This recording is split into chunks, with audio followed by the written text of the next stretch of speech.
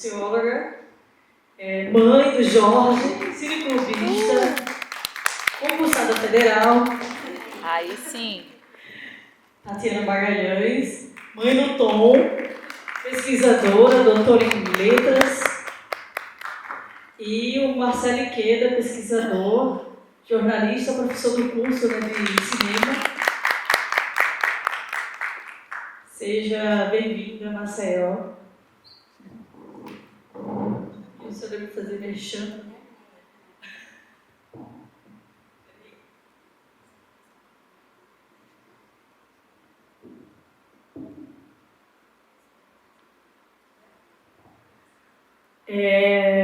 Então, acho que, primeiramente, agradecer a vocês pela presença, de estar aqui na nossa mesa.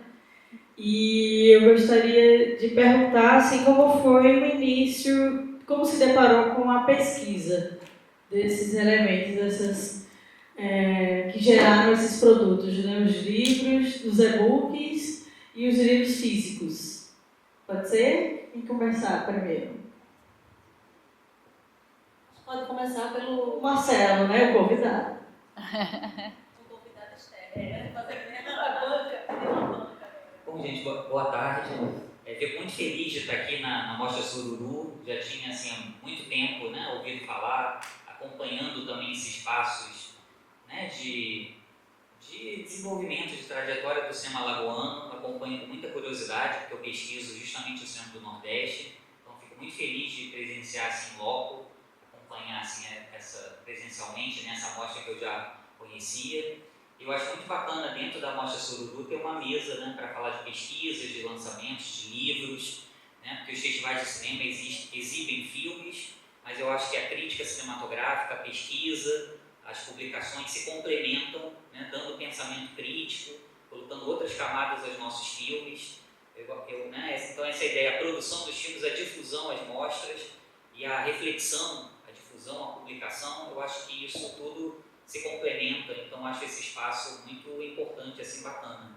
E aí fico muito feliz, eu estava até comentando que quis o destino que o primeiro lançamento físico desse livro fosse justamente aqui em Maceió, na Mostra Sururu, que a capa do livro, vocês estão vendo ali, é justamente com o cavalo, né? O filme do Rafael e do Werner. Então, também é muito bacana ter esse livro, que é um panorama do mercado audiovisual do Nordeste. E a gente, nesse livro, é organizado por mim e pelo Arthur Gadelha, que é um crítico de cinema do Ceará.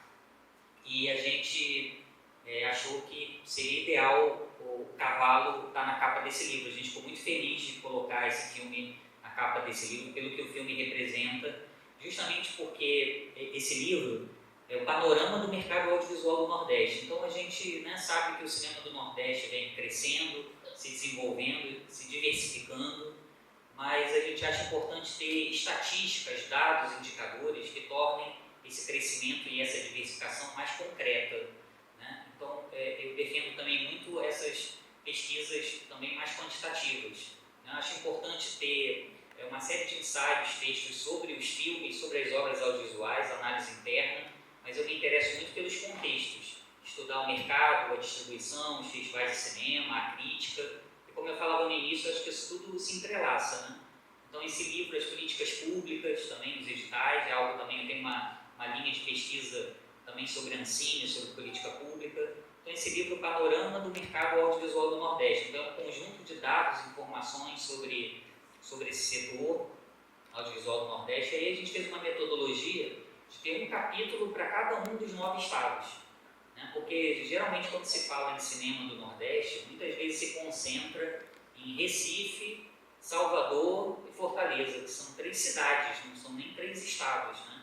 Isso sem falar no interior desses estados, né? Também essa é a importância da interiorização, né? da ação do audiovisual. Então, até para colocar mais visibilidade, né? Contribuir para apagar essas invisibilidades, esses apagamentos, a gente fez uma metodologia de ter um capítulo para cada um dos 9 estados. Então, o mesmo espaço que tem para o cinema pernambucano, tem para o cinema alagoano, tem para o cinema sergipano, em Piauí, no Maranhão, enfim. Né? E aí a gente fez uma rede grande de pesquisadores em cada um dos 9 estados. Aqui, no caso de Alagoas, foi o Felipe Guimarães, né, que até é um dos produtores aqui, né, da Casa Motum, que é o Elber Maia, que aí também tem um perfil em cada estado de ter um pesquisador, um professor, né? O Elber é um professor da UFAL, da universidade, tem uma pesquisa, um rigor teórico, e uma pessoa também no mercado, que conhece o dia a dia do mercado, está ali nos corres, então acho que esse perfil tem uma complementação, né? Entre também o setor, né? A criação, a realização e a pesquisa acadêmica, né? Então assim foi, cada um dos 9 estados a gente levantou um conjunto de dados, informações, salas de cinema, número de obras produzidas, CNPJs, classificações de nível na Ancine, salas de cinema, festivais, cineclubes, né, política pública, os editais, então um conjunto bem abrangente de dados nos últimos 10 anos do setor audiovisual do Nordeste. Bom, já falei muito, eu queria passar aqui para as minhas companheiras, mas é só para falar, enfim, dessa alegria de lançar o livro e depois a gente vai trocando aí mais ideias. Eu queria primeiro agradecer a Renata pelo convite, né, para fazer essa mesa. Acho que também é muito importante a gente ter a valorização da pesquisa, acho que através da reflexão sobre o cinema e sobre as inúmeras possibilidades, né, de pensar o cinema, que a gente consegue avançar, né, nas próprias produções e no conhecimento desse próprio universo, né, que abrange tantas coisas mais do que apenas a análise crítica dos filmes, que é como a gente mais ou menos começou, né, com o Laboratório de Crítica de Cinema, daqui na Mostra Sururu, que a gente formou o grupo do Mirante Cineclube. E, assim, a minha relação com a pesquisa de cinema é bem recente, porque meu doutorado é em análise de discurso, mas eu nunca analisei discurso cinematográfico, eu só fazia nem nada de cinema. Mas apesar de eu gostar muito, né, de ver filmes, de analisar filmes, mas não pelo viés de pesquisa. Só que trabalhando como revisora, né, eu comecei a revisar todos os trabalhos que tinham tema de cinema que eram feitos aqui, ser convidados para bancas, enfim, na UFAL. E aí, assim, eu revisei a dissertação da Bia, a tese da Rose, os artigos que eram escritos, a dissertação da Joelma. E aí esse universo eu ia me interessando e conhecendo, a da Maísa também, e conhecendo e querendo saber mais também sobre isso. E participando também, né, dentro do Mirante Cineclube. E aí, quando surgiu a Paulo Gustavo, né, a Lei Paulo Gustavo, que eu vi que tinha propostas de pesquisa, eu propus 2 pesquisas diferentes, né, uma para publicação física e a outra para publicação que não era física, enfim, mas que era um valor de 10 mil reais, né, que é muito pouco. E aí essa de 10 mil, né, que eu convidei algumas pessoas para escrever, e a proposta era a tela como espelho, o cinema lagoano em temas e experiências. Então, pegando alguns temas e as experiências e a relação das pessoas que estavam escrevendo com essas temáticas, eu propus que elas escrevessem sobre isso, né? Então, a gente tem alguns artigos, são 6 artigos. Tem um da Rose, com a Bia, né, refletindo sobre a mostra Quilombo de Cinema Negro e Indígena e a formação de quilombos urbanos. Tem um texto do Léo, fazendo uma autorreflexão, Leonardo Amaral, fazendo uma reflexão sobre a própria obra dele, a busca por um cinema queer, né, que se relaciona também com a mostra do desejo. Tem um texto do Chico Torres também sobre, pegando como ponto de partida o filme Samuel foi trabalhar para refletir as relações de trabalho e uma Maceió de terror localizada à luz do sol na Ponta Verde, né? Então, e tem também o texto do Ronald sobre a criação do prêmio de atores e a importância da participação de atores profissionais no cinema lagoano. E tem um texto meu também do Janderson, refletindo sobre o devir do cinema negro a partir do filme Moane. E tem um texto meu que é sobre processos de curadoria na Mostra Sururu de Cinema Lagoano, que primeiro era para falar sobre a minha experiência e depois eu fui entrevistar e fazer um mapa, mapear todos os curadores desde a primeira mostra e tentar identificar, né, quais eram os nós, os pontos que esses curadores apontavam para que o cinema lagoano, através da Mostra Sururu, que é fundamental para o desenvolvimento, para o crescimento do cinema lagoano, de que maneira a gente poderia refletir e pensar a curadoria como uma parte essencial desse processo de desenvolvimento, né? Então, acho que esses foram esse é um dos trabalhos que estava publicado, que está em e-book, está disponível para download gratuito no site mirantecineclube.com.br. Se não estiver baixando e iam resolver lá, por favor, entre em contato com a gente. E a ideia também é depois, se eu conseguir fazer algumas edições físicas. E também, junto com ele, tinha uma pesquisa da Gessamine Santos, que era sobre a participação de diretoras mulheres nos festivais de cinema de Alagoas. Eu fiz parte dessa banca em 2020 e ela tinha pesquisado até 2018. Aí eu disse, Mini, vamos lá pegar esse teu TCC, transformar em artigo e atualizar. Ela disse, Tati, eu não tenho tempo.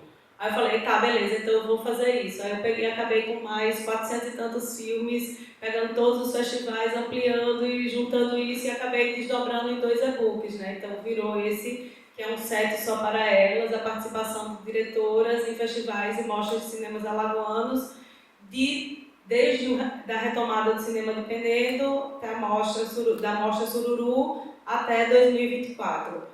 Então, assim, tem algumas categorias, né, que ela trabalhou com análise de conteúdo, que são a questão das temáticas, tem algumas coisas que a gente deixou de fora, como que eu não tive condições mesmo de fazer, que é a questão do próprio financiamento, né, como foi que essas mulheres produziram, que temas elas investigaram e como isso se relaciona com o contexto sócio-histórico, né, da gente. Então, atravessamentos de pandemia, também tem muita coisa assim, que está lá.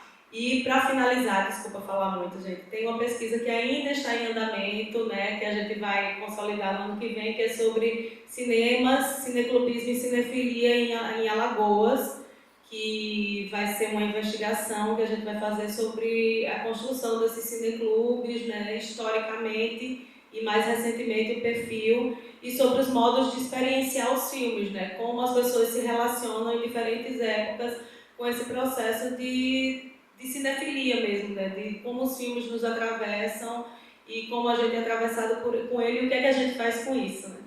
Acho que é isso. Boa tarde para todo mundo. Eu também quero agradecer a Renata por esse momento. Acho que é muito importante a gente estar nessa edição, né, da Sururu, trazendo uma confluência muito bonita de lançamentos e de pesquisas que eu considero, né, um marco muito grande para esse tempo que a gente está vivendo. Estava aqui curiosa, olhando, interessante notar que todos os 3 livros têm o logo da Lei Paulo Gustavo, né? Então, como é muito importante a presença da política pública no incentivo da publicação, da construção de pesquisas, né? Durante muito tempo, isso não foi uma realidade possível, então eu fico muito feliz de ver 3 livros num só tempo carregando esse símbolo de uma política pública tão importante para a gente. O meu livro, ele é fruto da minha pesquisa de mestrado, que eu defendi em 2017, há quase uma década. Mas o que é que acontece? Durante a pandemia, que foi aquele momento tenebroso, né, que a gente viveu, eu comecei a pensar num formato onde ele se tornasse um pouco mais acessível. Isso foi uma questão para mim, porque, enfim, questões editoriais, né? A gente sempre quer muito que o público acesse as nossas pesquisas, né? Que elas sejam cada vez mais democratizadas, e eu entendia que naquele formato de dissertação, né, mais acadêmico, ela tinha ficado um pouco mais fechada para o campo acadêmico. Então, com a chegada do edital, né, e eu acho que o edital ele foi um importante propulsor, né, um grande trampolim para a gente. Até então, a gente não tinha nos editais do audiovisual a presença de uma linha voltada para pesquisas em cinema. A gente tinha editais de literatura, mas muito mais focados, né, para o universo específico do romance, da poesia, outras obras literárias, mas com esse foco específico não existia. Então foi uma primeira oportunidade onde a gente conseguiu visualizar essa brecha, né, e ocupar esse espaço. Então eu fiz esse projeto pensando numa adaptação do meu trabalho para um formato mais acessível. Então durante a pandemia a gente constrói esse projeto e aí tem todo os contratempos aqui da nossa relação com a Secretaria de Cultura. Depois de muito tempo a gente consegue acessar o recurso e esse ano finalmente ele consegue ficar pronto e chegar aqui pra gente. Ele traz uma reflexão sobre os processos de transformações urbanas relacionados aos espaços de exibição. Então, eu estou pensando como é que as cidades se transformam e, sobretudo, como a nossa relação com os espaços de exibição se transforma, né? Então, eu olho para os cinemas de rua não apenas porque já me falaram, mas não é só um olhar resignado, né? De tipo, existia, não existe mais. É muito mais para a gente pensar também na nossa relação com a arte, na nossa relação com o filme, muito mais no tempo presente, na contemporaneidade. Então, acho que para a gente pensar hoje, é fundamental a gente saber o que acontecia antes, né? Por que todas as salas de cinema hoje estão concentradas nos shoppings e nos bairros mais ricos da cidade. Então, é importante a gente entender essa trajetória dos espaços de exibição. Então, no livro eu trago essa reflexão, pensando principalmente em Maceió, como é que uma cidade como a nossa, que tinha os cinemas em praticamente todos os bairros, ao longo de 30 anos ela passa a vivenciar um processo de decadência mesmo, que eu considero que é uma decadência. O fato da gente perder salas em todos os bairros e passar a ter salas apenas dentro dos shoppings, porque no limite a gente está pensando sobre uma elitização da prática, né, do hábito de ir ao cinema, um encarecimento, né, da cultura cinematográfica. Então eu vou discutir como é que isso foi acontecendo dentro da cidade de Maceió. E aí eu me debruço principalmente na trajetória de 3 cinemas de rua daqui da cidade, que era o Cine Lux, que ficava na Ponta Grossa, o Cine Plaza no Poço e o Cine Ideal na Levada. Eu ia chamar Rex, porque já está na Pajussara. Mas, então, esses 3 cinemas, eles tinham algo muito em comum. Eram 3 cinemas populosos, que tinham uma frequência de público muito grande.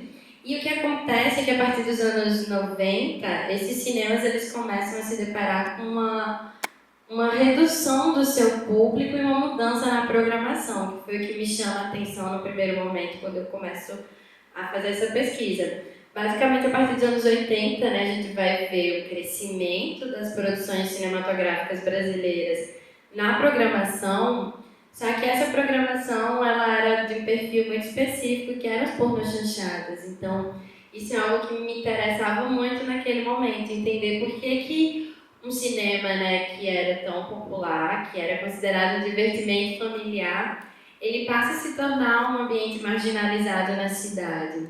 Então eu começo a perceber, muito por conta das entrevistas e dos relatos, das memórias, que isso estava relacionado, claro, com uma avaliação que um público mais conservador fazia, né, do tipo de filme da pornochanchada, mas também por conta do processo de decadência do próprio espaço, né. Isso não, e o que me chamava muita atenção, e ainda me chama, é que esse discurso ele foi sendo muito naturalizado no senso comum, né, tipo, que deu fim aos cinemas de rua foi o filme pornô, porque só tinha cinema pornô. E quando a gente vai investigar, a gente vê que não é bem assim, né? Tinham outros filmes em exibição, era um período que tinha muito cinema dos filmes de Trapalhões, Karatê, muito cinema estrangeiro.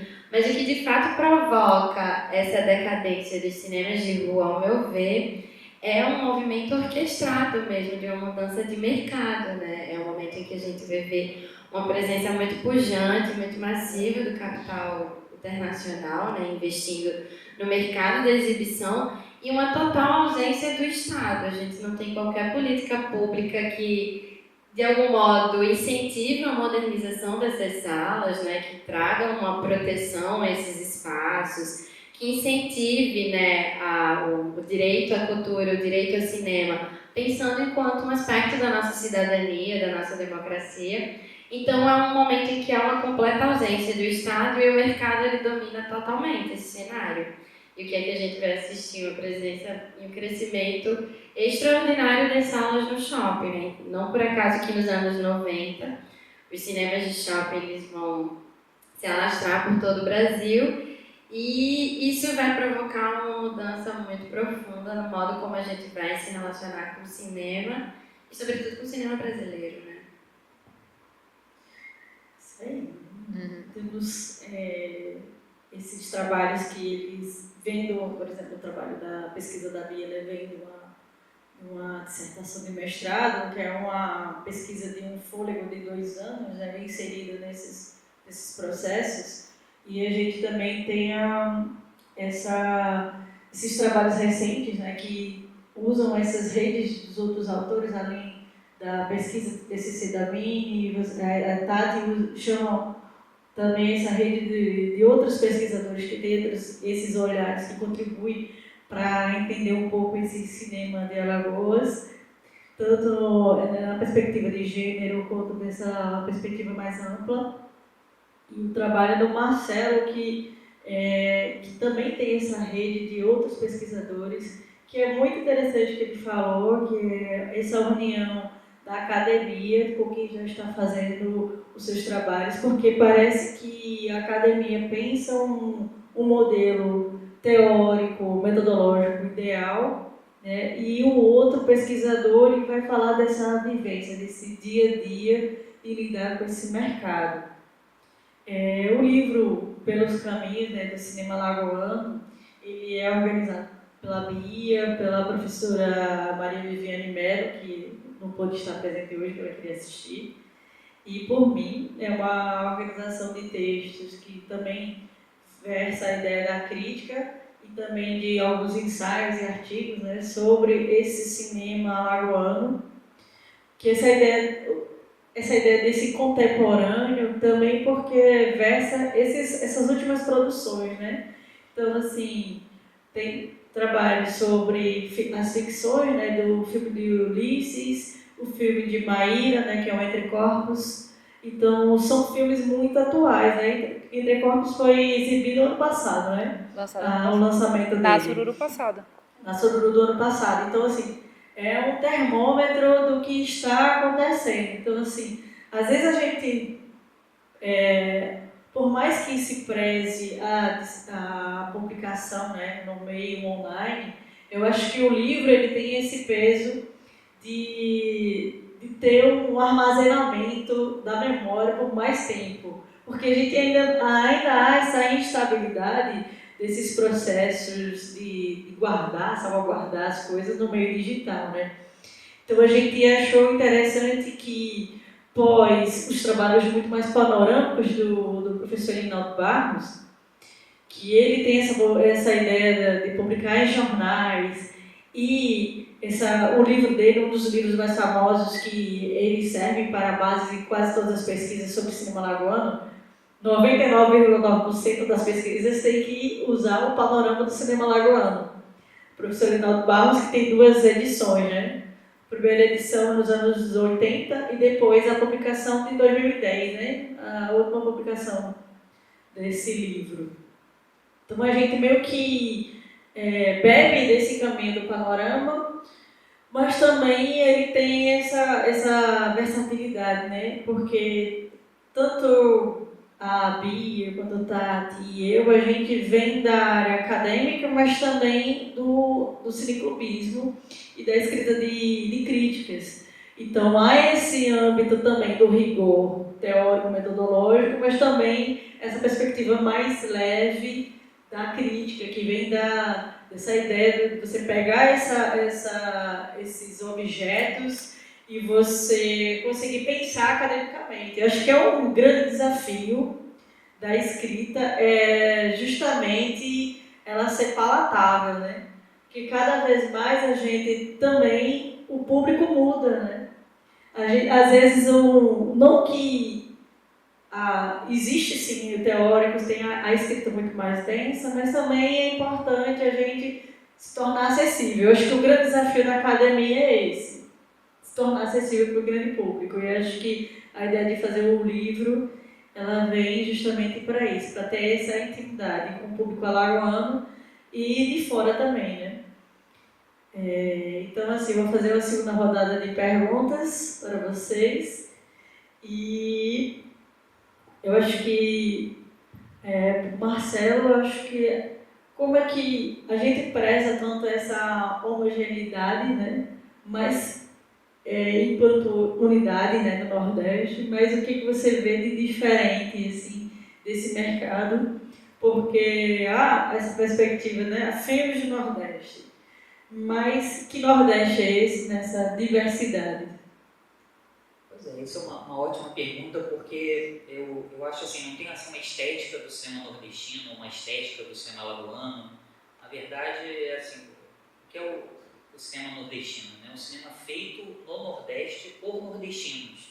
Por nordestinos, assim, pessoas que têm um vínculo com o Nordeste, né? Tem raízes, tem vínculos. Eu acho essa ideia assim, mais interessante, né? Da construção de um campo, né? Propriamente no Nordeste, do que pensar uma estética especificamente nordestina, sabe o que é o nordestino? Até porque algo que me interessa muito é como os filmes do Nordeste contemporâneos, eles vão buscando outras possibilidades, outros caminhos para além desse modelo do regionalismo clássico, né? Essa ideia da seca, do cangaço, do sertão. O cinema do Nordeste também pode ser isso, mas ele também pode ser muitas outras coisas, né? Até porque a vida urbana do Nordeste, né? E também os interiores, né? Você vê o interior hoje, não é mais aquele interior, né? Nunca foi, né? Essa ideia da seca e tal, eu me interesso muito por isso, até mesmo por Alagoas, né? Você vê Alagoas, a lagoa, a água e tal, a água define Alagoas, né? Não é essa ideia da seca, da caatinga, né? Então, desde Casamento é Negócio, se a gente pegar Casamento é Negócio, já é um filme que tem ali, né, o casal, o petróleo, tem ali o casal na Lagoa Mundaú, né, que eles pegam aquele barquinho e tem né, aquele embate daquele casal. Então a água já está presente no cinema do Nordeste desde lá os seus primórdios, né? Então tem essa ideia do romance regionalista dos anos 30, que acho que o cinema novo absorveu ali, né, filmes como Vidas Secas e tal. Mas o cinema do Nordeste também sempre foi, e hoje acho que de forma contemporânea cada vez mais, ele abrange uma diversidade de estilos, estéticas, de representações do espaço, tempo, e também é o que me interessa muito dos modos de produção, né? Porque a gente sempre no cinema brasileiro teve esse embate também, esse modelo ou de Hollywood, né? Ou também dessa ideia, dessa legitimação pelos festivais internacionais que são europeus, né? Ou um crivo europeu para legitimar, né, os nossos avanços, ou essa ideia desse mercado hollywoodiano, americano, né? Então essa dificuldade do cinema brasileiro encontrar o seu próprio discurso, a sua própria dicção, o seu próprio sotaque, né? Se olhar no espelho assim de frente, o seu próprio caminho, sempre a partir, sabe, desses modelos assim que são exógenos, né? Então também tem muito, sabe, essa ideia assim do mercado, do grande mercado, da profissionalização, como se o desenvolvimento caminho para o nosso cinema fosse esse modelo, que são na verdade o modelo dos centros, que são modelos que cada vez mais se mostram esgotados, né? Porque às vezes a gente quer copiar um modelo que já claramente já está demonstrando o seu esgotamento, né? Então, sabe, essa dificuldade da gente assumir as nossas supostas precariedades e tal como potência, né? Encarar mesmo de frente os nossos desafios a partir dos nossos próprios parâmetros, né? Então acho que esses são os desafios, assim, né? E para mim isso, cada vez mais, assim, nas minhas pesquisas, pensar cinemas contra-hegemônicos, não hegemônicos, que a minha pesquisa gira muito em torno disso. Em 2011 eu publiquei um livro junto com Delaney Lima, chamado Cinema de Garagem. E justamente essa ideia, então, como eu falava, assim, também de outros modos de fazer, outros modos de produção, coletivos, né, que são formas mais horizontais de produção, né? Então me interesso muito por cinemas contra-hegemônicos, não hegemônicos, mas não apenas nas estéticas internas dos filmes, mas justamente nesse circuito, né?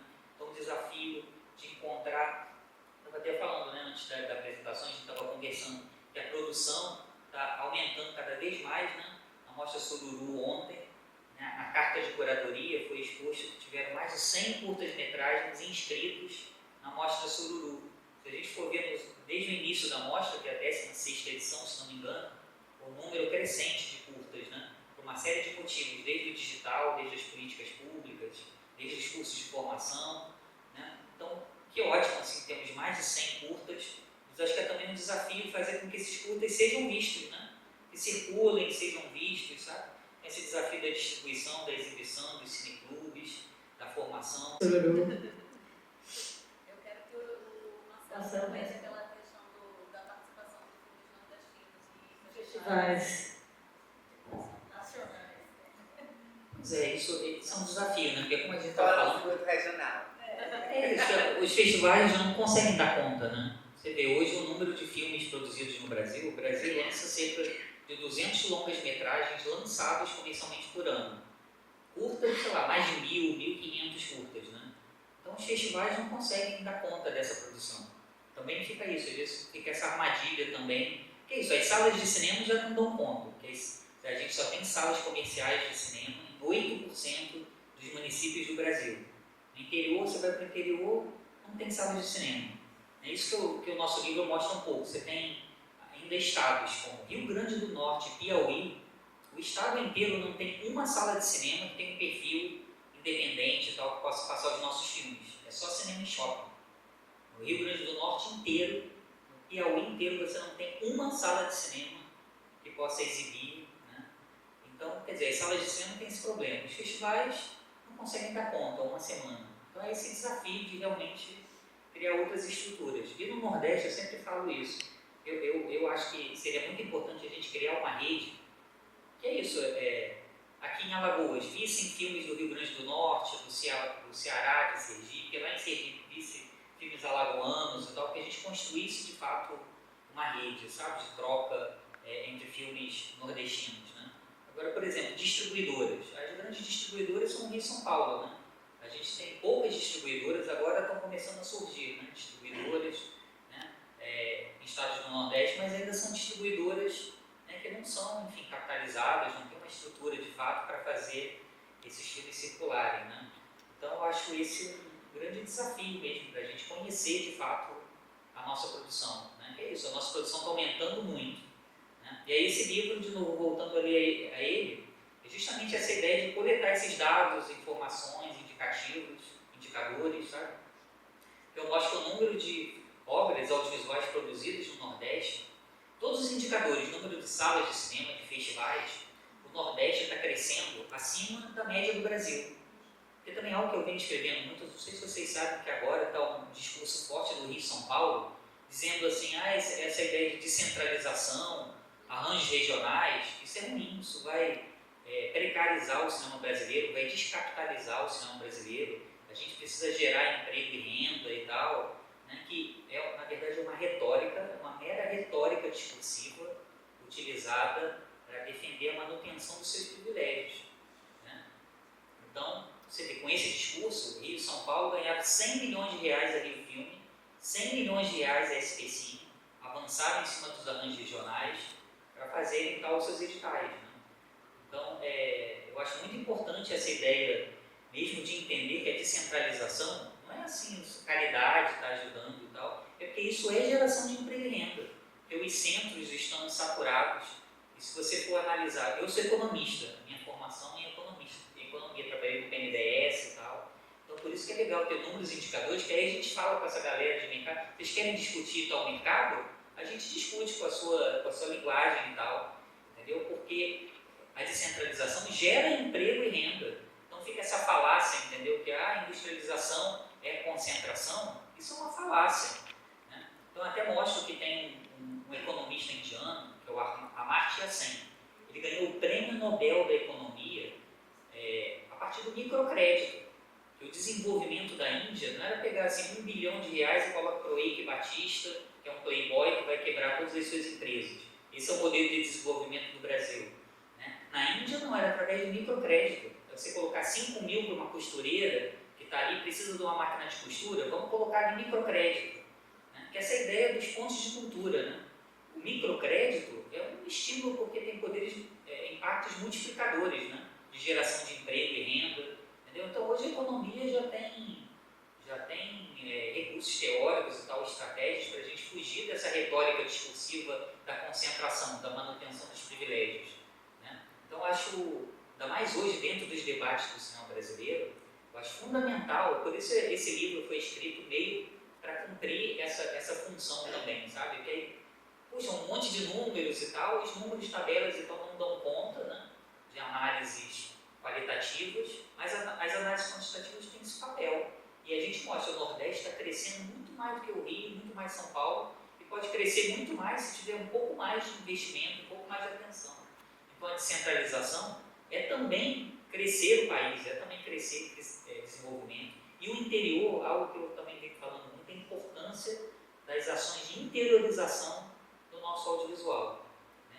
Se a gente imagina os interiores, as cidades do interior produzindo, vendo os nossos filmes, sabe? Então é um movimento de base, um movimento de consumo, de produção de base. Né?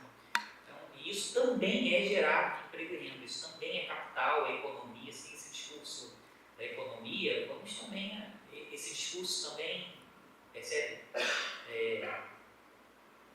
Também é usado para justificar os nossos avanços. Né? Acho que é bem interessante o que o Marcelo falou. A gente organizou a mostra, a Maísa, né, organizou a mostra da Rafa, e ela é centrada na ideia do Nordeste, das mulheres do Nordeste. E a gente percebeu muitos filmes assim, do interior. Fora dessa descentralização, a gente já consegue enxergar na produção dos curtas, né? Ainda nos longas-metragens é uma coisa que ainda está em andamento, mas os curtas, isso é muito rápido com a ideia da Aldir Blanc, das PENAVs, todo esse processo. A gente tem muitos filmes interessantes vindo do interior do Maranhão, do interior do Piauí. Então, assim, é uma realidade, né, que eu acho que o cinema ele também tem essa perspectiva da gente se olhar, né, e reconhecer. Então, a gente viu vários filmes de mulheres, mulheres trans, mulheres cisgêneros e pessoas não binárias, né, produzindo cinema e dando essa representação e as problemáticas desse mundo, né? Tanto em documentário quanto em ficção ou filmes experimentais. Então, assim, como foi muito prazeroso e bonito que o festival conseguiu ampliar, né? A gente em Maceió teve a oportunidade de ver filmes do interior do Nordeste. Coisas que, assim, por exemplo, que a Sururu ela consegue ainda, né, ter esse poder de descentralizar, porque há também filmes do interior de Alagoas, suas histórias, seus sotaques. Então, assim, a gente consegue entender, descentralizar muitas coisas que a gente homogeneiza, né? E eu acho que esses filmes, você tem os meninos de Teatro Vilela produzindo, tem agora os festivais também estão se descentralizando de Maceió, Festival agora em Marechal, Festival em Delmiro, né? Em Piranhas, Arapiraca, que já se consolidou como grande festival, né? Já é o 4º ano, além de Penedo, né? Porque acho que Penedo ele teve muito essa ideia de se voltar ao passado do grande festival brasileiro de Penedo, que já existia por essa política de descentralização, mais uma ideia de se vender um Brasil por meio da ditadura militar, né? Que acho que os festivais de Penedo tem a ditadura ele tem essa perspectiva de uma repressão aos artistas e ao mesmo tempo foi um processo de criação dos primeiros festivais de cinema, como é uma ideia dúbia, né? A gente, é um período do país que é de você fazer presos políticos, etc. E você também tem um espaço que é muito louco, né, de produção, mas para vender o Brasil, né? E aí as obras, elas abarcam, né, ficam maior do que todo esse discurso homogeneizador e linear da ditadura. Mas aí eu acho, pegando esse gancho, eu queria que a Bia comentasse um pouco esse processo mesmo da ditadura, né? E aí você tem o fim da ditadura nos anos 80 e essa abertura desse mercado para fora. Como impactou, assim, para sempre, né? Essa forma de assistir, como a Bia fala, esse processo desse cinema de shopping. Da distribuição no Brasil. Mas que ela vira uma empresa só, né? Para distribuir e ganha grandes concorrentes, né? Então é difícil. Mas quando você traz esse ponto, eu acho que a gente precisaria de outra mesa, porque esse ponto já é bem complexo, né, pensar esse tempo histórico. Mas esse contexto é um contexto que me chama muito também a atenção. Primeiro, né, por conta dessa pesquisa, e aí quando eu fecho, né, a minha pesquisa sobre cinemas de rua, eu começo a pensar nisso que você trouxe, né? E as cidades do interior? Porque se nas cidades das capitais a gente vai ver aquilo que tem uma autora carioca, Thalita, que ela fala, né? Que ele sai da rua e vai para o segundo andar, o cinema sai da rua e vai para o segundo andar do shopping. Mas nas cidades do interior, por exemplo, eles vão para onde que não tem shopping? Até hoje, Penedo não tem shopping, então para onde é que o cinema? Para onde é que o Cine Penedo, Cine São Francisco foi quando eles fecharam? Essas cidades vivenciaram um completo apagamento, né, dessa prática.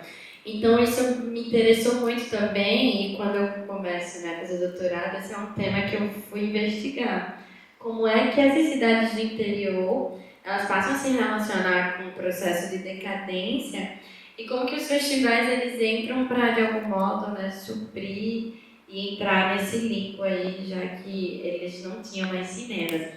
E pensando principalmente a partir da trajetória de Penedo, uma coisa que me chamava muita atenção, que você até comentou, Rose, é que eles também tinham um ideal de cultura, né, dentro da ditadura militar. Então, assim, por mais que tivesse a repressão, por mais que tivesse esse viés, mas eles tinham uma política cultural, né?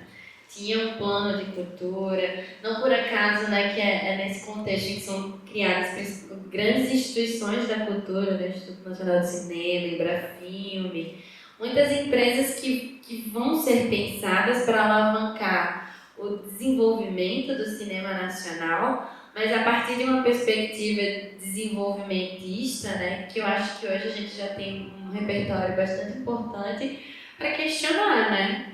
Caminho é esse, que é um caminho que não vai incentivar os cinemas de rua, né, as empresas que funcionavam.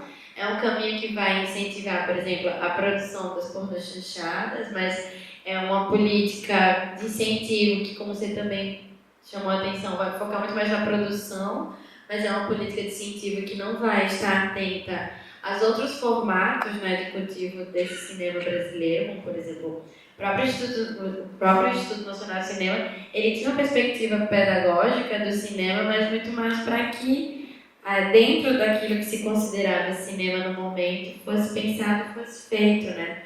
Então, eu acho que nesse contexto de incentivo e desenvolvimento a uma produção, há uma ideia de desenvolvimento que eu acho que é bastante questionável e que eu acho que é uma ideia de desenvolvimento que a gente tem repensado bastante, né? Por exemplo, isso que você falou do microcrédito, né?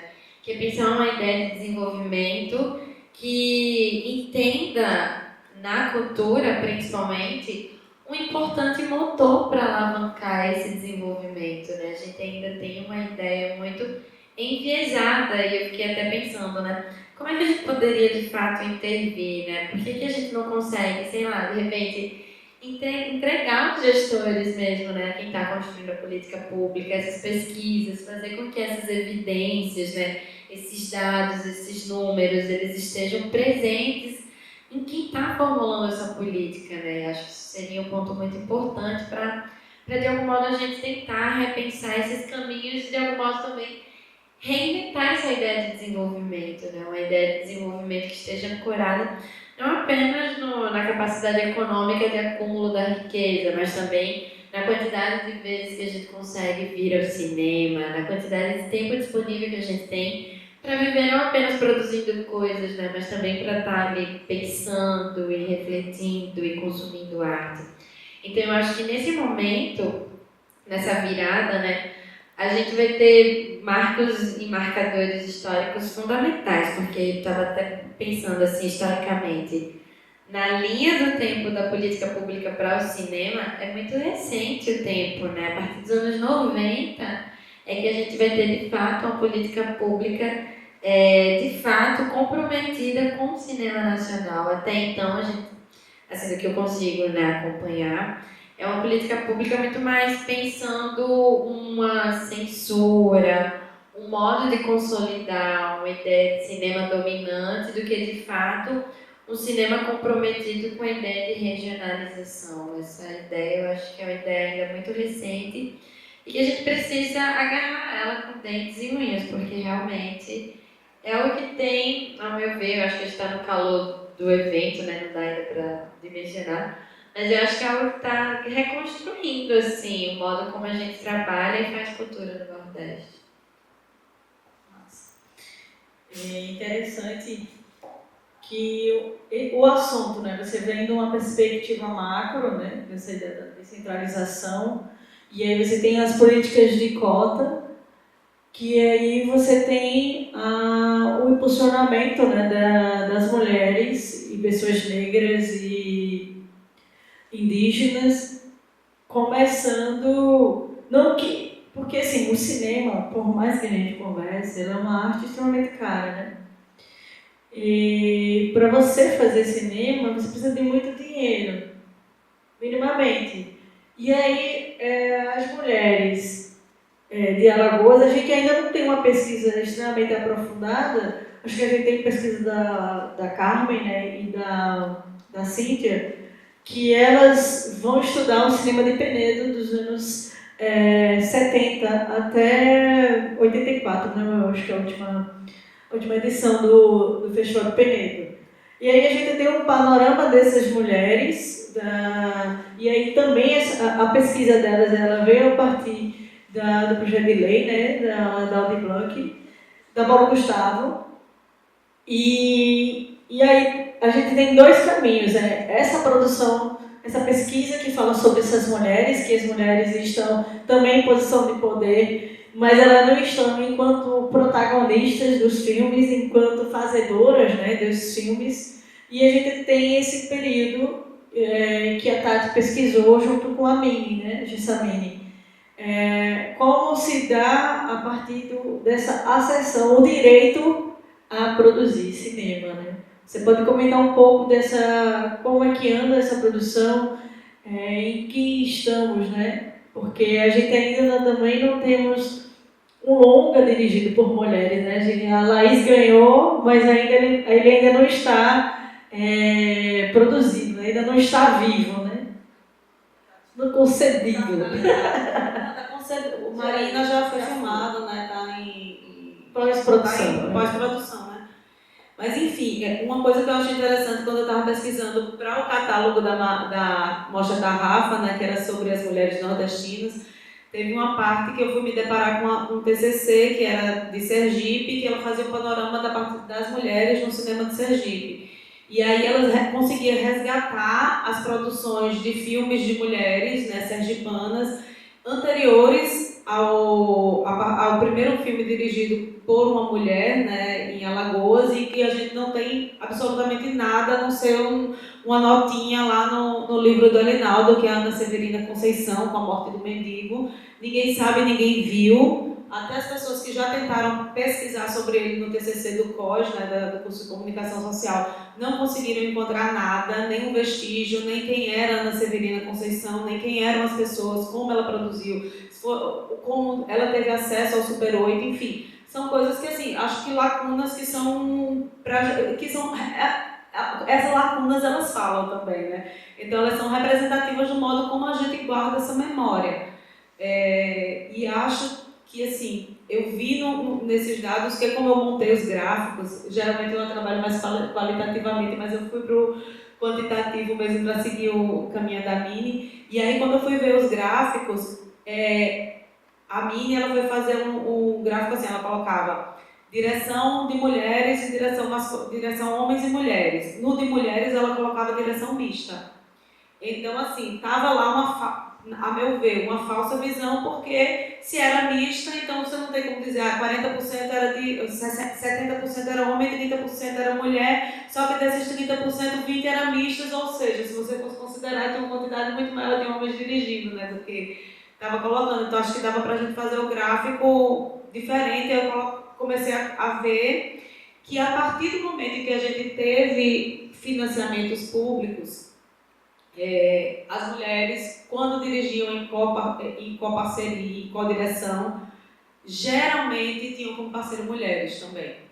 Então, assim, isso vai muito ao encontro de, acho que a Luciana Agib, que fala sobre que a maior contribuição das mulheres no cinema, na verdade, não é um olhar sobre o modo de produzir cinema que se contrapõe ao dito cinema de autor, né, que é uma visão muito masculina, porque é o homem que dirige, o homem que produz, e o filme é dele porque ele é o criador, e isso apagou historicamente muitas mulheres, né? Inclusive tem grandes diretores em que as mulheres foram invisibilizadas, as esposas que ajudavam a rever roteiros, enfim. Então acho que essa é uma questão interessante para a gente pensar também. Mas eu queria também amarrar algumas coisas aqui dentro do que o Marcelo falou, né, da questão da formação, que eu acho fundamental, e pensar que quando a gente está na curadoria, a gente se depara com muita coisa interessante, mas a gente se depara com muito filme do interior que reproduz a lógica netflixiana, vamos dizer assim, de produzir cinema. Então, essa educação, essa formação é também uma formação para a construção de olhares que vão produzir cinema no futuro, porque assim, você percebe que existem outras formas de fazer, que não está dentro somente daquele modelo pré-concebido,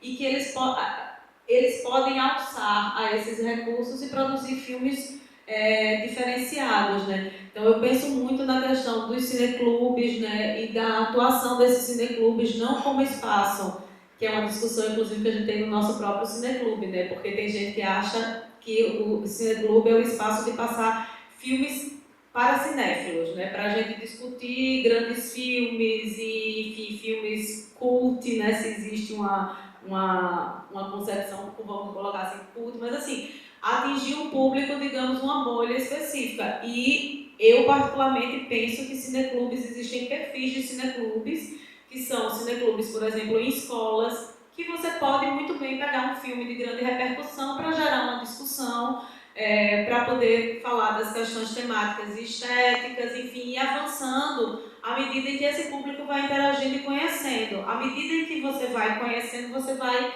introduzindo outras coisas e possibilitando outros olhares, né? Então, acho que esse papel dentro das escolas e dentro dos espaços marginalizados, eu acho que é fundamental, assim, para a gente ter uma atuação efetiva, né, dentro dos recursos que são voltados para a cadeia do audiovisual.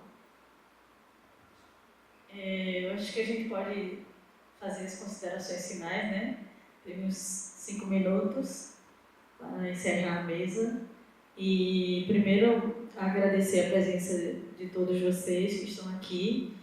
Agradecer a Renata pela ideia de criar essa mesa, que eu acho que veio num momento muito oportuno, principalmente com a gente pensar nessas recentes produções que visam refletir o nosso espaço enquanto Alagoas, enquanto Nordeste. Primeiro, Marcelo, obrigada, valeu mesmo. E foi muito bom trocar aqui as figurinhas, né, que você é referência para a gente, dos nossos trabalhos. E agradecer e continuar aí, vida longa, essas pesquisas, por favor. Eu só agradecer, fico feliz de participar, de estar aqui também aprendendo com vocês. Eu sou muito curioso com esse processo de amadurecimento do cinema alagoano.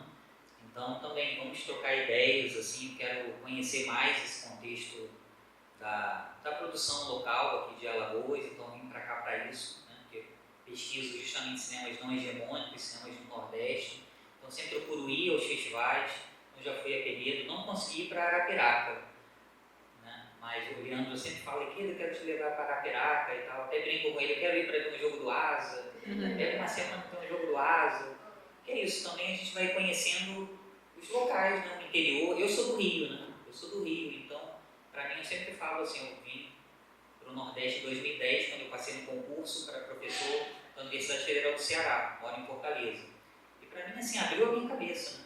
Porque assim, a ignorância assim, da gente do Rio e São Paulo, do que é o Brasil, assim, é muito grande. Então estou nesse processo assim, de 15 anos de aprender, e aí esse contato mesmo. E por isso que assim, esses encontros, o festival também presencial, sabe, porque também agora online, a inteligência artificial, né, coloca outros desafios para a gente, né? Mas eu ainda, até brinco assim, como eu sou uma pessoa velha, eu defendo muito essa ideia dos encontros presenciais, essa troca. Eu acho que essa energia dos encontros assim, é fundamental, né?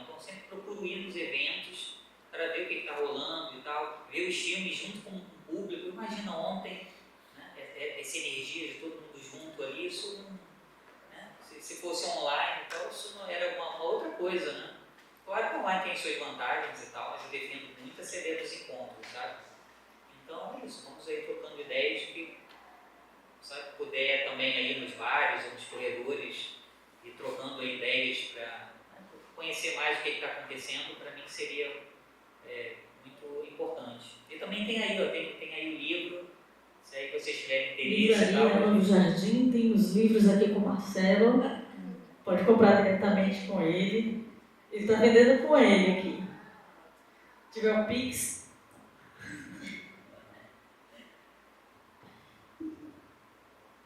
Acho que eu já finalizei, né, com aquela fala, enfim, agradecer novamente, né, a participação de vocês, e esperar que as próximas pesquisas, né, os próximos escritos que ainda vão vir, alimentem ainda mais a nossa curiosidade, né, a nossa vontade de fazer e conhecer cinema. Eu não sei se eu estou muito bem da memória, mas acho que é a primeira vez no Sururu, né, que a gente tem um espaço assim, com pesquisa, lançamento. Já teve, mas de outras pessoas, eu acho. Não? Não lembro. Daí já dá outra pesquisa.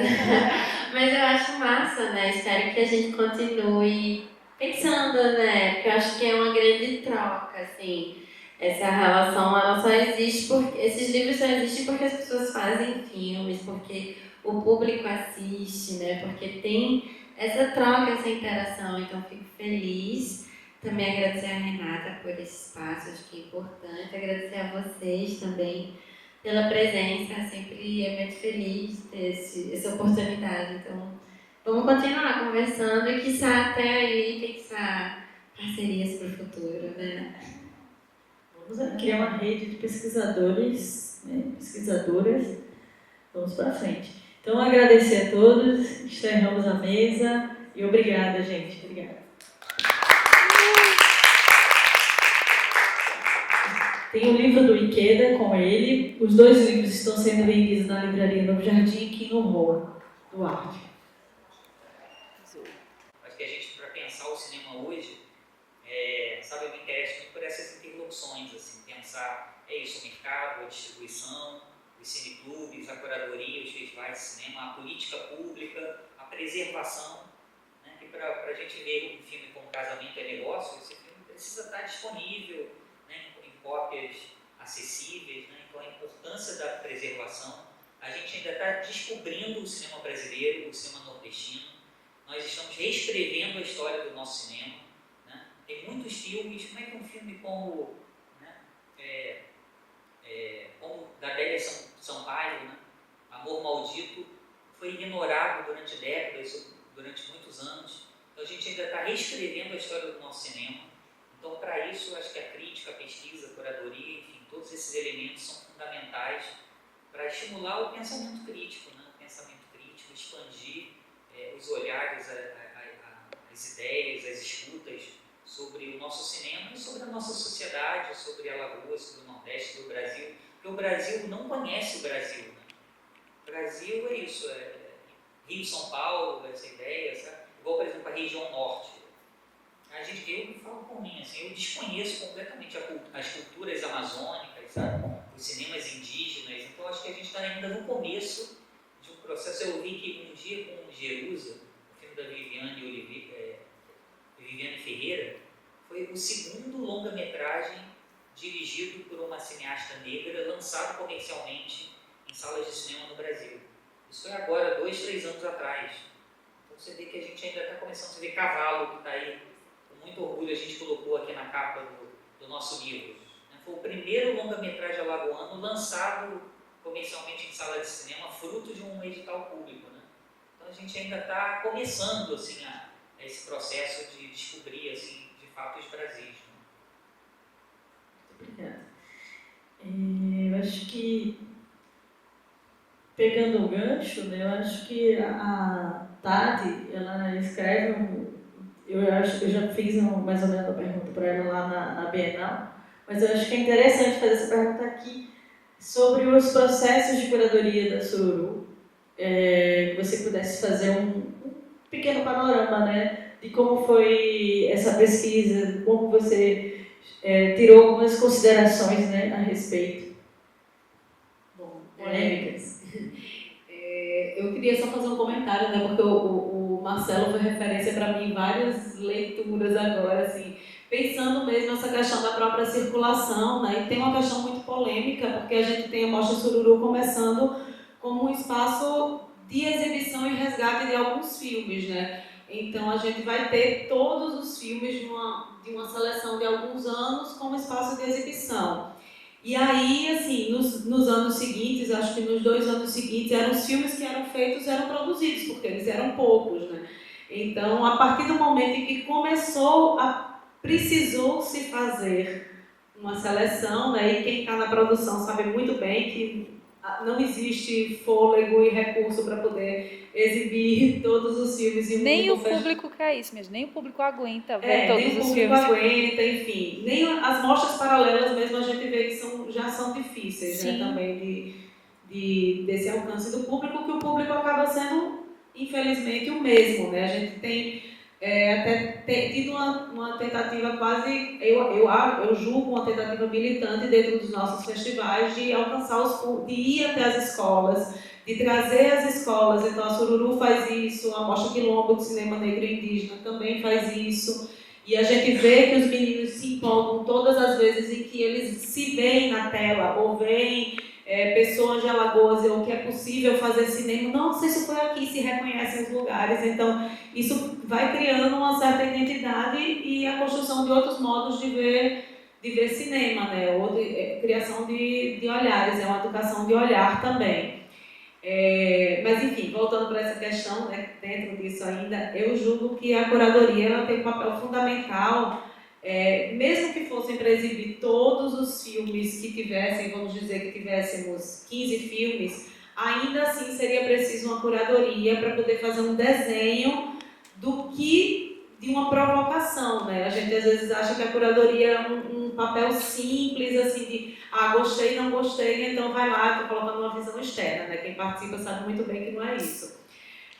Mas assim, esse desenho do que vai ser e do que se quer provocar é uma curadoria artística como qualquer outra. Então a gente tem que partir do princípio de que o cinema e as obras elas têm que criar uma relação e que essa relação provoque o público de alguma maneira. A partir do momento em que esses filmes vão crescendo, a quantidade de filmes vai aumentando, cria-se também uma expectativa de que o filme vai ser exibido, porque antes todos eram exibidos, então como assim vai ficar filme de fora? Então achei muito interessante na carta de curadoria ontem, quando o Léo colocou essa provocação, que é uma visão ingênua ainda de algumas pessoas de achar que a mostra Sururu vai comportar os filmes, a produção audiovisual lagoana. Não vai e não deve, não tem esse papel, né?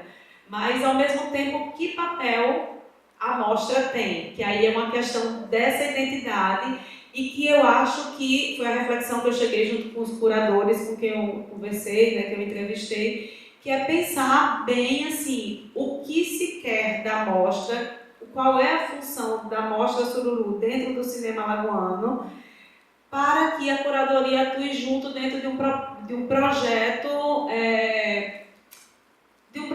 não sei, não vou dizer da política pedagógica, não é não, mas assim, dentro de um projeto artístico mesmo. Então, uma direção artística que converse com essa curadoria, que se pense bem assim, olha, então a gente tem esses filmes aqui que são feitos, são de festival, que tem mais recursos, que são esteticamente bem feitos, mas tem esses outros aqui que apresentam algumas questões. Então, o que é que a gente quer? Assim, tem gente, assim, eu vou falar como a minha experiência de curadoria no ano passado, tem filmes que tinham recursos, que tinham todos os recursos possíveis, financeiros e profissionais também. Eram filmes bem feitos, mas dentro do desenho que a gente fez, eles acabaram ficando de fora. E sempre vai ter isso, né? Porque Cada vez mais. é um desenho de curadoria. Então, pensar assim, o papel da curadoria, ter essa curadoria caminhando junto com o projeto dentro da Mostra Sururu, é uma coisa que eu acho, inclusive, necessária para o avanço mútuo, né? Conversar com os curadores, entender as demandas, né? O que se vê, e também valorizar aquilo que não se vê. Porque parece que se um filme não passa num festival é como se ele não existisse.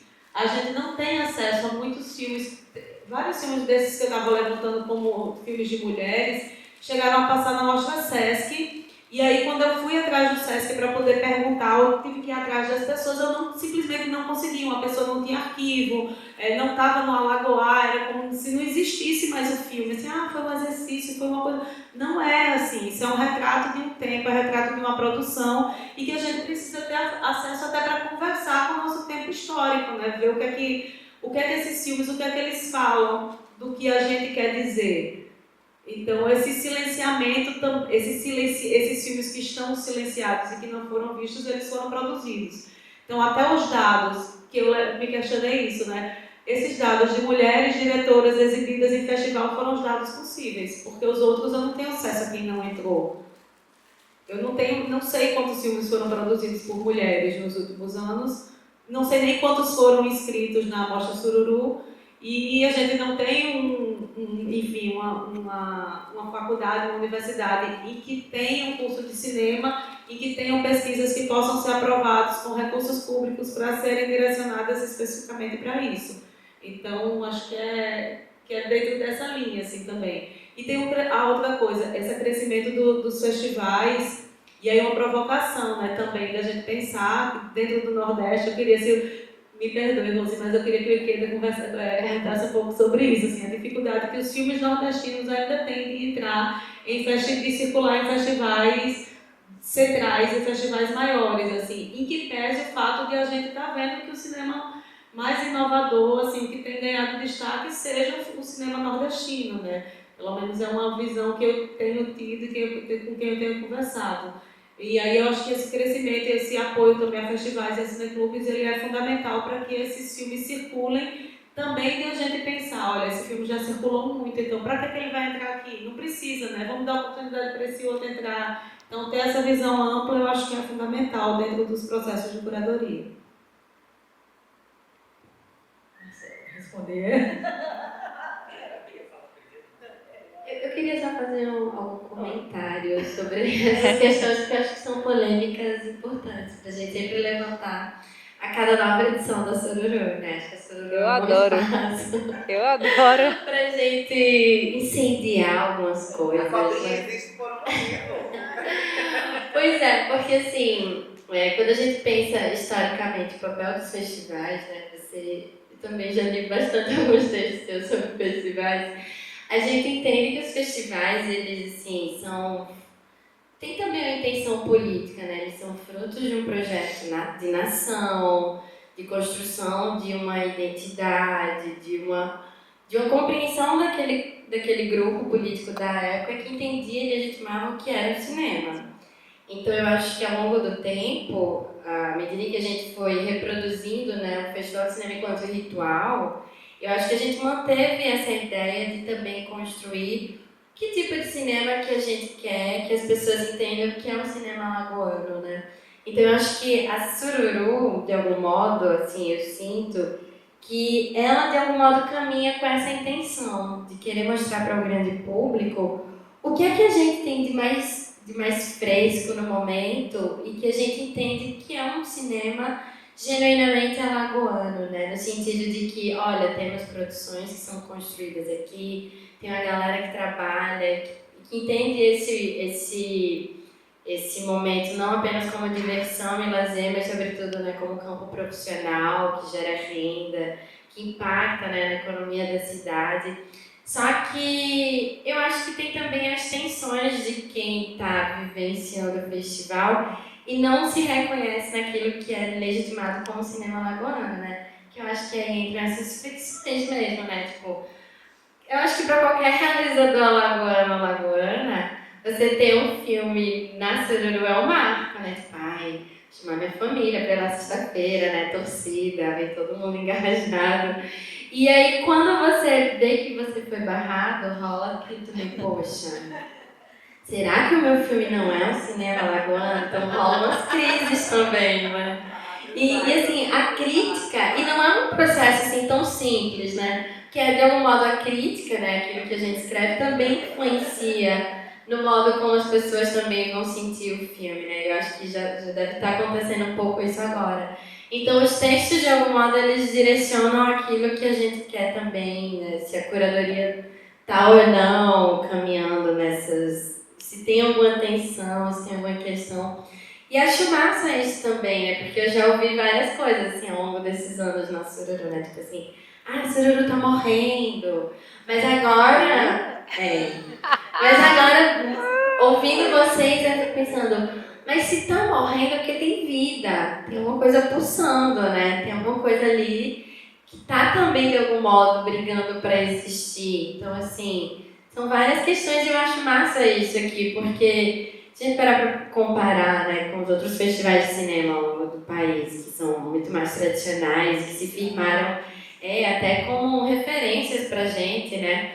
A gente está começando, né? 16 anos. Se a gente compara com Brasília, São Paulo, Gramado, que tem mais de 40, 50 anos. Então, imagine, está nem na metade do tempo deles. Então, eu acho que é parte também do nosso processo de amadurecimento mesmo, né? Da cidade, de se entender nesse espaço, de reconhecer, de se ver na obra ou não, de questionar. E acho massa isso. Mas eu ia comentar outra coisa, desculpa, a gente já meio que fugiu, assim, né, mas eu acho também massa, assim, a Tati trouxe um ponto que eu acho bem caro pra gente, que é essa sensação de que a gente sempre tá começando, né, tipo agora, estamos na 16ª, primeiro filme do circuito do Rafael, e tem uma coisa que, assim, recentemente eu tenho pensado muito, nessa cronologia, né, do audiovisual brasileiro, mesmo por conta do meu trabalho agora. E aí, uma coisa que eu fiquei pensando é que, assim, o próprio Glauber, né, já vinha há muito tempo falando, só que de um jeito até meio verborrágico, que espantava a galera, de que, assim, tudo isso é fruto de uma grande colonização cultural, né? A gente vive num momento, há muito tempo, em que há uma ideia de globalização da cultura, mas que há também uma hegemonia de um olhar. Por que a galera prefere ver no cinema Iguatemi, no cinema Parque Shopping, aqueles filmes que são acelerados e tem um Vingador e tem não sei o que, não sei o que, e pagam caro para ver isso, mas não vem no cinema que é gratuito, que tem uma programação, que está ali disponível. E às vezes não é nem só o preço, né? É uma questão mesmo de... Não é só o preço, eu entendo isso. Que é uma questão mesmo de educação mesmo, né? Da gente inculcar nas nossas mentes e corações que tem outros cinemas, que tem outros olhares, que a gente pode se ver na tela. E aí já roubei um pouco o seu lugar de mediadora. Mas eu queria ouvir vocês, assim, como é que a gente consegue, de fato, perpetuar esses caminhos contra-hegemônicos, né? Porque, assim, a Sururu e os outros festivais que a gente teve ao longo desse ano, ao meu ver, são tentativas disso, né?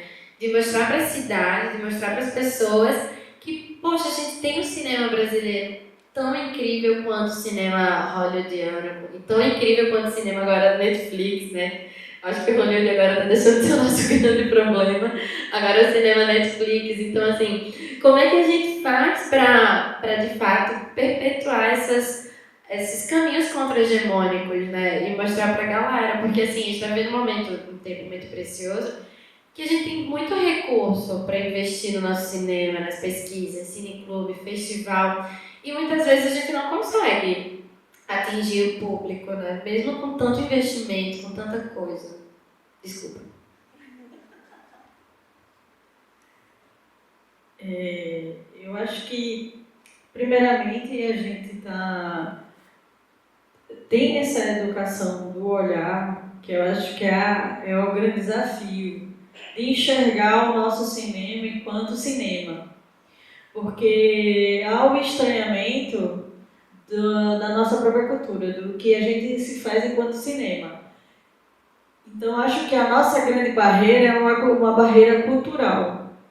Porque o soft porn, né, dos Estados Unidos é o cinema. Então, assim, a gente é educado para esse cinema que representa esse real, né? Esse real que a gente vai ver o cinema enquanto janela e a gente vai estar lá chorando pelo mocinho, chorando, enfim. Então há essa representação desse real que ele é acessível, e esse cinema que ele é muito objetivo, e quando ele sai dessa curva, né, a gente é problematizado. É cinema o que se faz aqui, né? Então, assim, essa perspectiva a gente tem que levar, então, a crítica, a pesquisa, tudo isso faz com que a gente, e os festivais, o papel dos festivais, de mostrar que precisamos ver a nossa cultura, precisamos estar próximo à nossa linguagem, ao nosso modo de ver, ao nosso modo de sentir.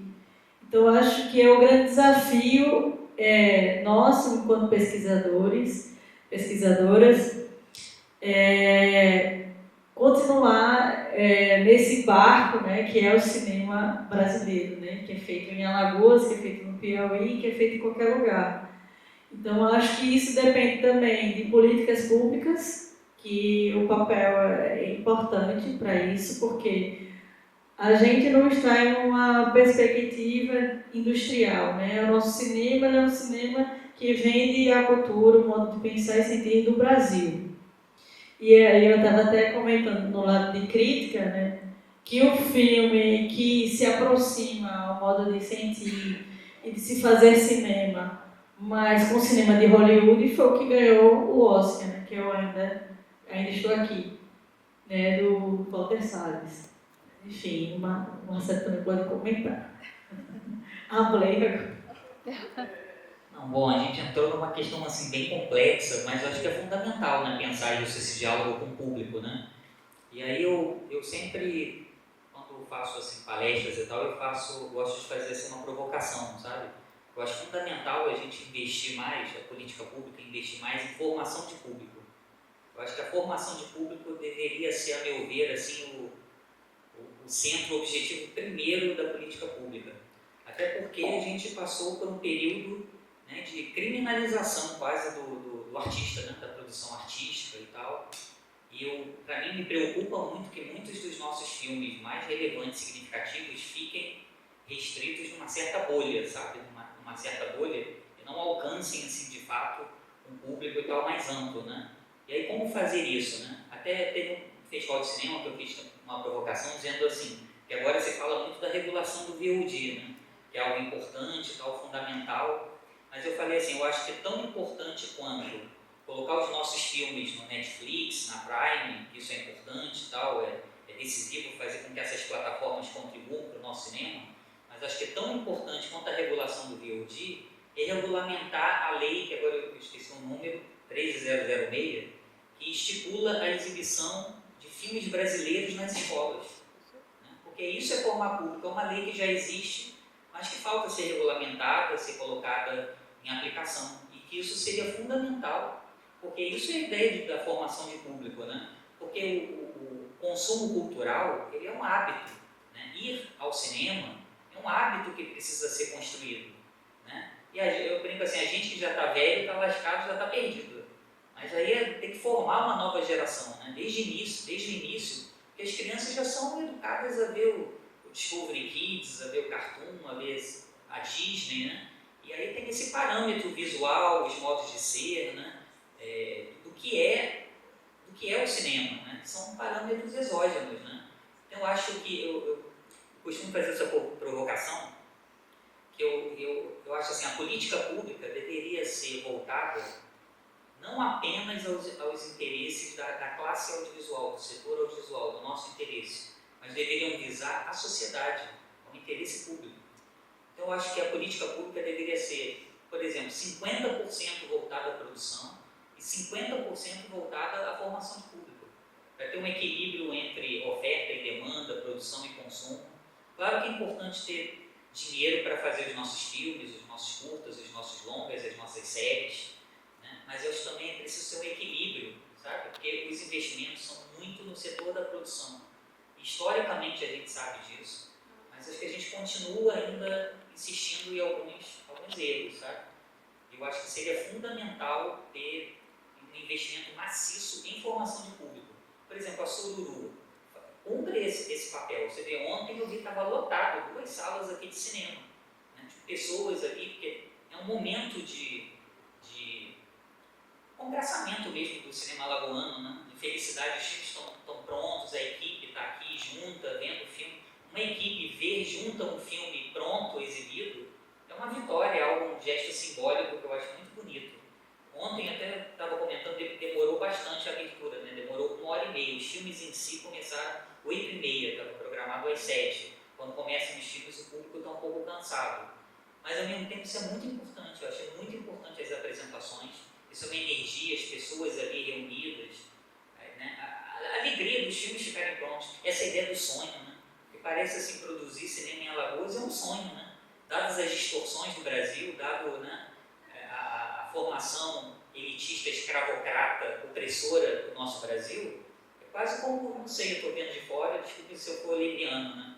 Mas eu achei tão bonita essa abordagem, assim, sabe, do sonho, e você vê as pessoas, quando foi provocado isso com uma pessoa da plateia, todo mundo reagiu, puxa, é um sonho mesmo que a gente está fazendo aqui, né? A gente está num sonho, né? Mas acho que o desafio, isso até durou uma semana, dura 5 dias, é fazer isso reverberar, para além daqui, que é também Paz de Sara, enfim, uma sala de cinema, tem tudo isso, né? É reverberar, né, para outras regiões de Maceió, né, outros municípios, e reverberar essa energia que é muito massa, mas acho que os festivais de cinema é isso, são 4 dias, uma semana, num local, né, é fazer com que essa energia, né, que é muito forte, isso possa continuar reverberando, né? E aí para isso precisa de ações complementares, que não são só produzir os filmes, que é algo importante, mas essa série de formar cineclubistas, formar exibidores, né? Por exemplo, essa sala de cinema é uma conquista, né? Uma conquista do setor audiovisual alagoano, uma conquista da sociedade, do público alagoano, ter essa sala de cinema, que eu sei também foi uma luta, montar aqui e tal, essas 2 salas. Mas elas não vão conseguir atender o que o cinema alagoano precisa, essa sala ou esse festival, né? Ou, por exemplo, você estava falando da curadoria, né? Que selecionam, sei lá, 20 filmes e deixaram 80 de fora, né? Essa dificuldade, né? Mas eu até estava lembrando que os impressionistas, por exemplo, franceses, eles começaram com o Salão dos Recusados, né? Eles foram os recusados, então quem sabe daqui se formem os recusados da Sururu, os recusados da Sururu formem outra coisa, entendeu? Formem a mostra, sei lá, outra coisa.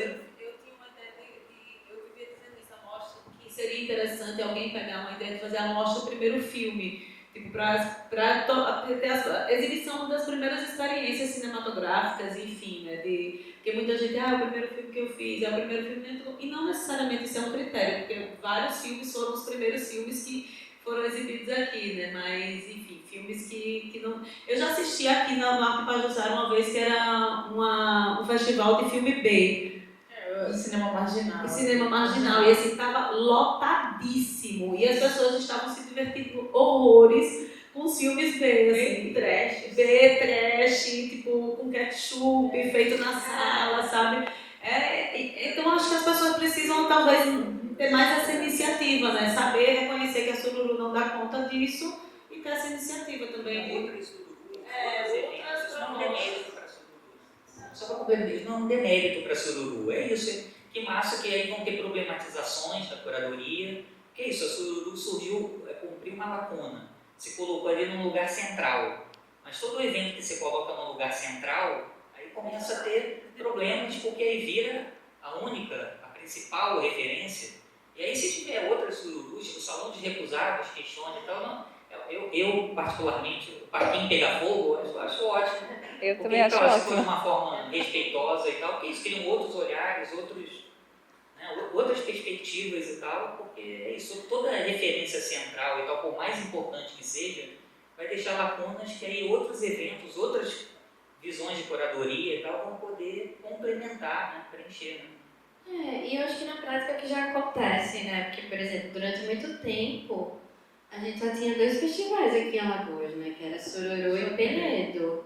Então, assim, ou a gente esperava, já pensou, a gente já viveu esse momento, não podemos esquecer disso. A gente esperava um ano inteiro para poder ir de novo conseguir ver o filme de alguém, cinema alagoano, na telona, porque nem todo mundo ia para Penedo, né? E até lembrei agora, você comentou isso. Não sei se alguém estava aqui, teve uma edição, acho que foi a primeira vez que eu fui em Penedo, você sabe, né? Circuito de Penedo de Cinema. E aí, a primeira vez que eu cheguei lá, tinha uma galera daqui de Maceió, assim, muito puta. Poxa, vai ter... Escolheram aí uns filmes alagoanos, mas os nossos foram rejeitados. Vamos exibir agora. Nessa época, Os nossos filmes, a gente chegou assim, tu tava nesse dia? nenhum filme alagoano foi.